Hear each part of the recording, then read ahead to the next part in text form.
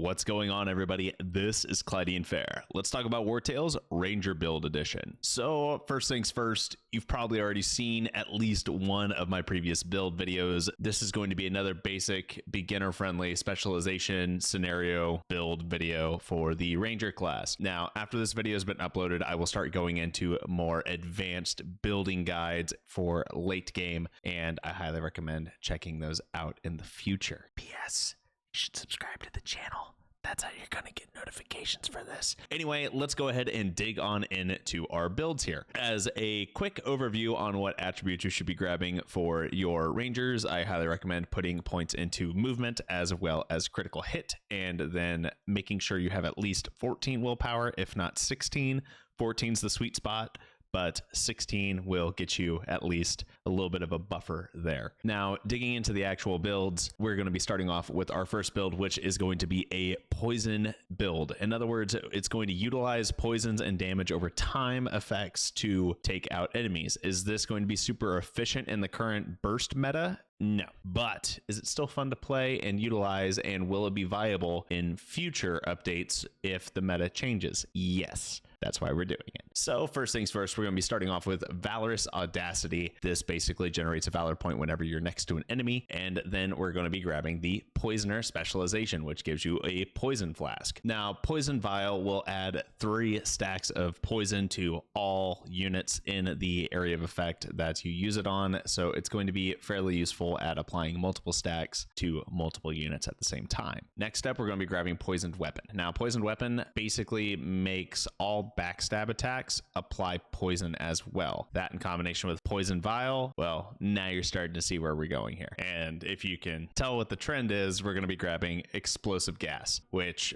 basically doubles the poison stacks of all units in the area. And of course, my favorite ability for Rangers is Unstoppable. Being able to move through enemy units without having to worry about going around or anything like that. It's literally the best potential level 10 ability. You are going to see it a lot on these builds. So to sum up this build, you're going to be able to walk up to ally units, flank enemy units, and apply poison with your backstabs. You're going to be able to throw poison vials, and then for your big ultimate ability, you're going to use Explosive Gas, which is going to double the poison stacks and really crank up your damage over time numbers. Moving on from our first build to our second build, we are going to be seeing a more standard assassin type of build. Now, this one isn't necessarily fully optimized. There's a couple of different ways that you can build it, but this is the one that I decided to choose and go with. So without further ado, we're going to be grabbing Valorous Victory. So what's going to happen here is every time you get a kill, you're going to generate a Valor point, which is going to help us out later on with Cutthroat, which gives you Frenzy. Basically, Frenzy is just a high DPS ability. Whenever you come up behind an enemy unit and use it, you get 3 attacks. So you should definitely use it from behind and not in front, so you don't waste 2 Valor points on a single attack. And next, I'm going to be grabbing Deadly Contract. Now, this is where things can be misconstrued or changed up a little bit. Deadly Contract, I really enjoy using on my Strategists or on my Cutthroats, simply because it amplifies damage to the closest unit for the next round. So using it on a Cutthroat is going to increase your damage that you're going to be dealing to whoever you're trying to assassinate, right? Whereas if you were to swap this out for the poison effect, you could be adding extra damage over time, but that's not going to help you in the moment. Whereas the Knife Throw does do some minor raw damage output. However, when that is upgraded, it gives you more movement. So that's kind of a huge trade-off. It's really between the Knife Throw or the Deadly Contract. I chose the Deadly Contract for this build, but feel free to swap it out for the Knife Throw. Next up, we're going to be grabbing Cold Blooded. Now, Cold Blooded is essentially a damage increase modifier for your backstabs. So you're going to deal more damage with your backstabs, which will trigger on your Frenzy as well. So basically, it's a huge damage bonus to your Frenzy, and it just makes sense to grab it. Grabbing anything else on an assassin build is just kind of doesn't really make sense. And then last but not least, we're going to be grabbing Unstoppable once again, because you're going to be wanting to get behind enemy units. So if you can walk through an enemy unit to get to its back and then stab them in the back and then walk away, that's great. Moving on from our assassin build here, we're going to be going to my personal favorite build, which is the strategist. It's not all about the damage output. It's all about supporting your team and setting up for massive damage amounts in a single turn. So the bread and butter of the strategist is going to be its ability that we'll be talking about here in a second. First things first, we're going to grab Valorous Audacity. Once again, this is for generating a Valor point while you're flanking a unit and ending your turn. You could go with Valorous Victory, but